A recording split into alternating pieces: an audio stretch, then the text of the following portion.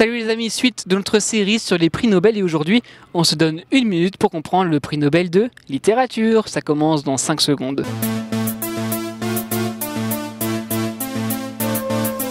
Vous connaissez la chanson Maintenant, c'est dans son testament qu'Alfred Nobel indique à quelles personnes doivent être remis ce prix et pour le coup, il faut que cette personne ait fait au travers de son œuvre, je cite, la preuve d'un puissant idéal. L'occasion de préciser que recevoir ce prix est une promotion inégalable à l'échelle planétaire, tant est si grande la renommée de ce prix. Cela vaut aussi bien sûr pour les autres disciplines, mais la spécificité de la littérature, c'est, on le sait, sa matérialité. En plus du million d'euros récompense du prix, il faut ajouter les retombées économiques sur les livres déjà parus qui souvent se vendent un peu plus. C'est l'Académie suédoise qui décide des 5 membres qui étudieront les candidatures venues du monde entier pour décider qui sera le grand gagnant de l'année. À noter que le prix n'a pas été remis à 7 reprises entre 1914 et 1943 et qu'il n'a récompensé 2 lauréats qu'à 4 reprises seulement.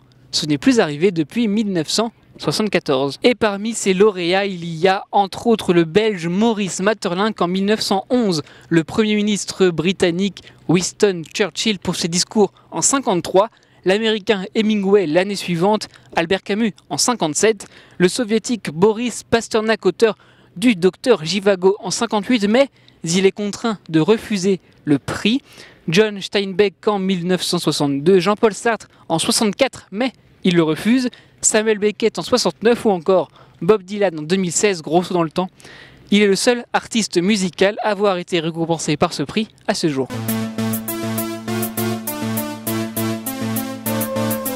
Voilà, en une minute, on en sait un peu plus sur le prix Nobel de littérature. Merci à tous d'avoir été au rendez-vous. Merci à Emma derrière la caméra. Et on se retrouve dans la prochaine et dernière vidéo sur cette série. On parlera du prix Nobel de chimie. En attendant, soyez heureux, restez curieux.